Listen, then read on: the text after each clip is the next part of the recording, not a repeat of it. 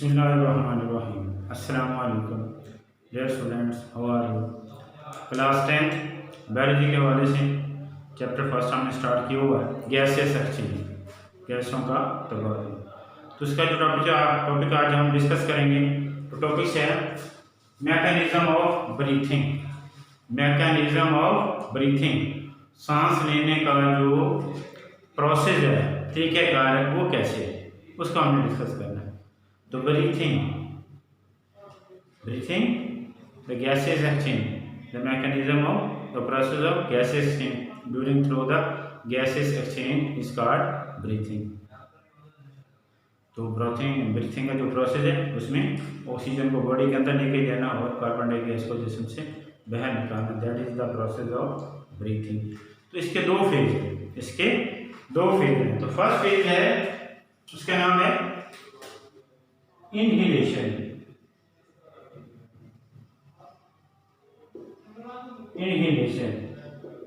First process है inhalation, ये inspiration. दूसरा नाम है इसका इंस्पायरेशन।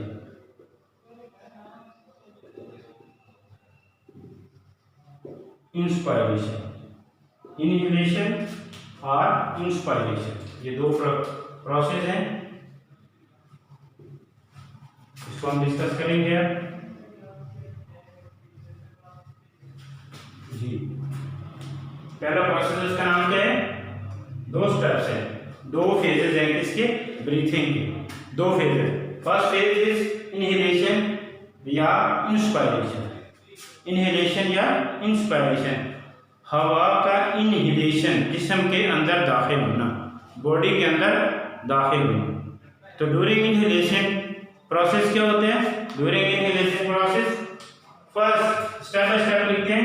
फर्स्ट ऑफ ऑल क्या होते हैं कि हमारी जो रिब्स मसल हैं, वो रिब्स मसल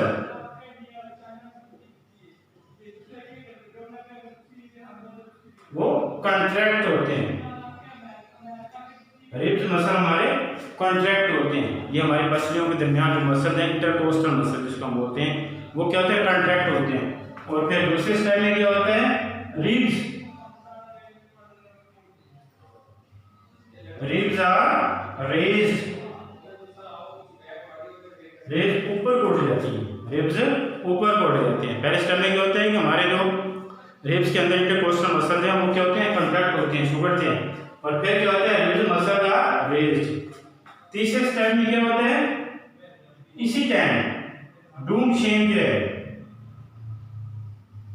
डूम शेप जो डायफ्राम है,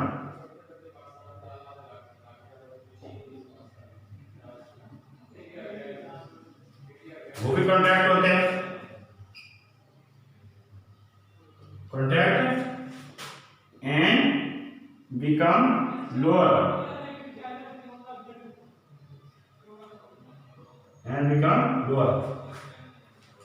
हमारा ये डूम शेप भी है, ये पसलियों का, ये देखिए, ये बिल्कुल डूम शेप है, ये ऐसे डूम शेप होता है, गुंबदनुमा। तो ये डायफ्राम जो है मस्कुलर पार्ट्स है, तो ये भी कॉन्ट्रैक्ट होता है, कॉन्ट्रैक्ट होकर नीचे की तरफ जाता है, इन द लोअर पोजीशन में जाता है। हमारा जो है डायफ्राम जो है, ये भी कॉन्ट्रैक्ट होकर लोअर पोजीशन में जाता है। और फिर नेक्स्ट पॉइंट्स में हम पॉइंट बनाएंगे, लिखेंगे हम। नेक्स्ट 4 पॉइंट्स में क्या होते हैं, in the chest cavity, in the chest cavity, जो सरफेस है हमारी चेस्ट कैविटी के अंदर, जो इंटरनल सरफेस जो है, इंटरनल स्पेस जो है, वो इंक्रीज हो जाता है। Internal space in chest cavity, वो क्या होता है, इंक्रीज हो जाता है, वो बढ़ जाता है। हमारी चेस्ट कैविटी के अंदर रिब्स ऊपर भी हो जाते हैं, डायफ्राम नीचे हो जाता है, और चेस्ट कैविटी के अंदर वाला जो स्पेस है, वो इंक्रीज हो जाता है। तो फिर क्या होता है, नंबर 5 में लोअर द प्रेशर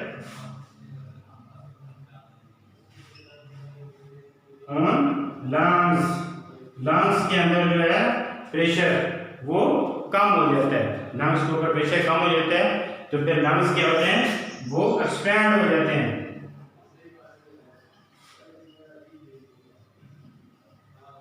लंग्स जो है एक्सपैंड हो जाते हैं और लंग्स के अंदर जो प्रेशर है air pressure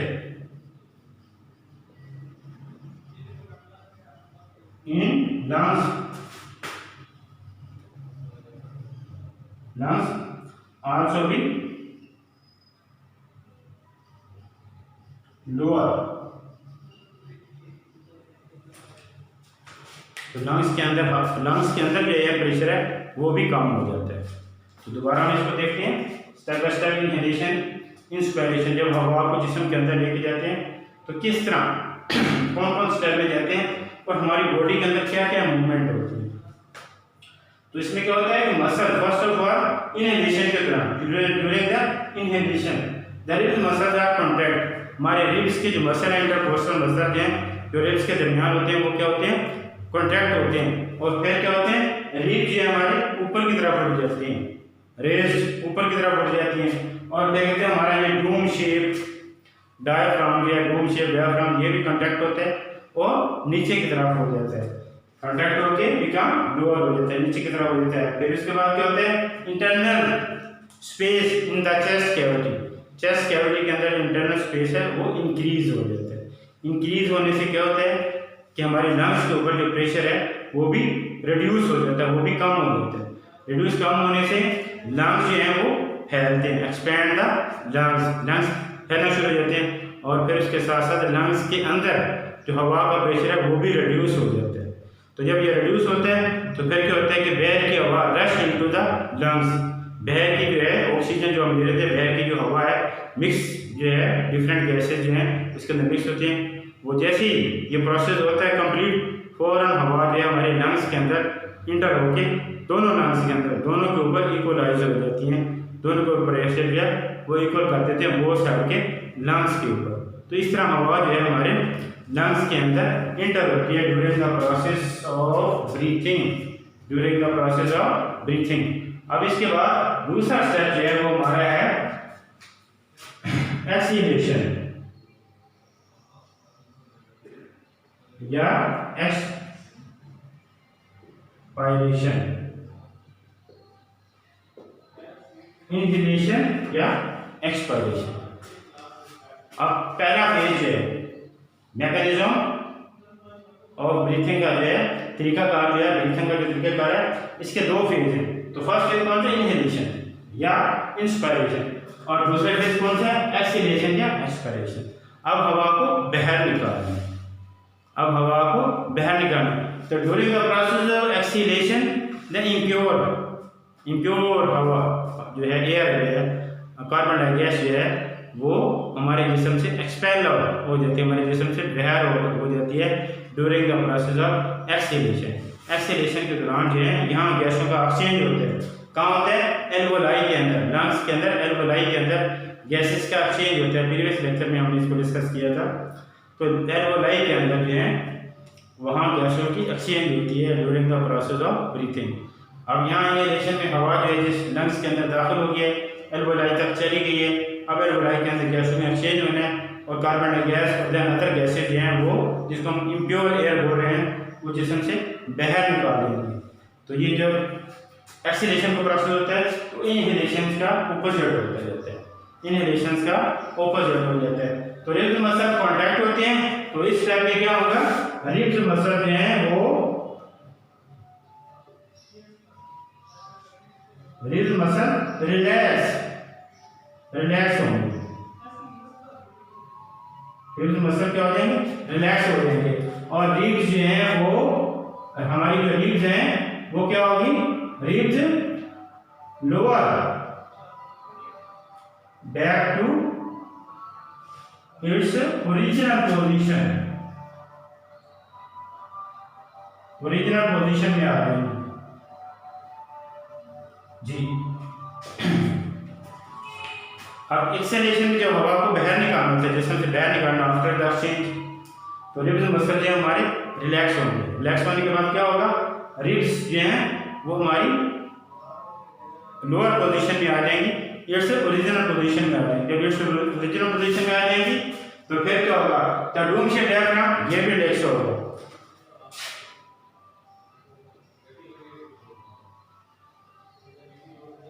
Doom shape diaphragm.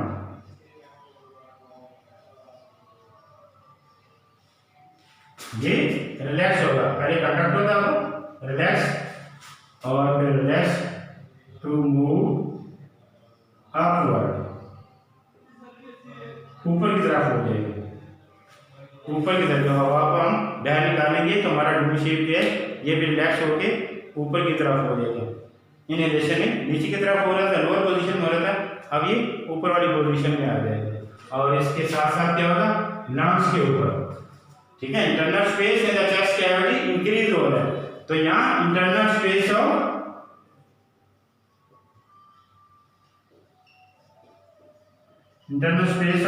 Chest cavity, internal space of chest cavity is lower, is reduce, lower या रिड्यूस हो जाएगा, कम हो जाएगा। Internal space of chest cavity क्या वो कम हो जाएगा, और कम होते ही, ठीक है, लंग्स के ऊपर increase the pressure on the lungs,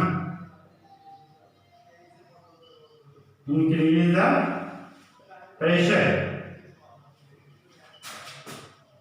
on the lungs, lungs के ऊपर जो है प्रेशर जो है वो इंक्रीज हो जाएगा, और लंग्स जो है वो क्या हो जाएंगे, लंग्स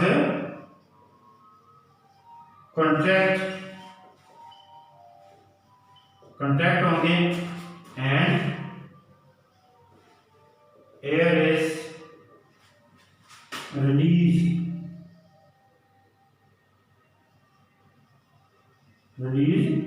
outside। जी बिल्कुल उसी तरह इनहेलेशन का एक्सहेलेशन क्या है उसका अपोजिट होता जा रहा है।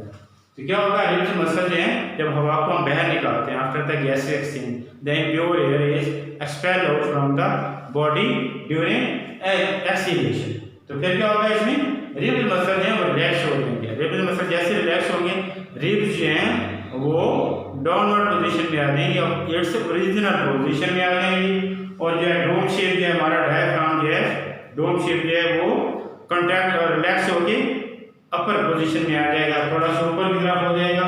और फिर इसके साथ क्या होगा, इंटरनल स्पेस, चेस्ट कैविटी के अंदर इंटरनल स्पेस जो है जो वो क्या हो जाएगा, रिड्यूस हो जाएगा। जैसे रिड्यूस होगा तो लंग्स के ऊपर प्रेशर जो है वो, जैसे हमारी रेस्पिरेशन में लंग्स के ऊपर प्रेशर है, तो जैसे प्रेशर आएगा तो लंग्स के ऊपर प्रेशर आएगा और लंग जो है वो कॉन्ट्रैक्ट हो जाएंगे, कॉन्ट्रैक्ट होंगे तो जो हवा जो है लंग्स के अंदर जो है वो बाहर निकल जाएगी, लंग्स के अंदर जो हवा जो है वो बाहर निकल जाएगी। तो ये प्रोसेस जो है एक्सहेलेशन के दौरान होता है और इनहेलेशन के दौरान ये प्रोसेस होता है। तो इस तरह पहले इसको फर्स्ट ऑफ ऑल अच्छी तरह स्टेप बाय स्टेप रिवाइज करना है, रिवाइज करने के बाद उसका एक्सहेलेशन उसका बिल्कुल ऑपोजिट बनता जाएगा। तो इस तरह अब ये मैकेनिज्म जो है हमने डिस्कस किया। इसके साथ जब हम सांसें ले रहे होते हैं तो इन 1 मिनट 16 to 20 टाइम हम ब्रीथिंग करते हैं, 16 to 20 टाइम पर मिनट, ये हमारा ब्रीथिंग रेट है।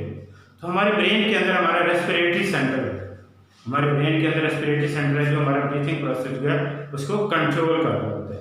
और ये रेस्पिरेटरी सेंटर जो हमारा ब्रेन के अंदर होता है बड़ा सेंसिटिव होता है। किसके लिए सेंसिटिव होता है? Carbon dioxide. तो जैसे हम हार्ड एक्सरसाइज करते हैं, जैसे हम हार्ड एक्सरसाइज करते हैं या कोई सख्त काम कर रहे होते हैं तो हमारा जो है ब्रीथिंग रेट जो है वो बढ़ना शुरू हो जाता है।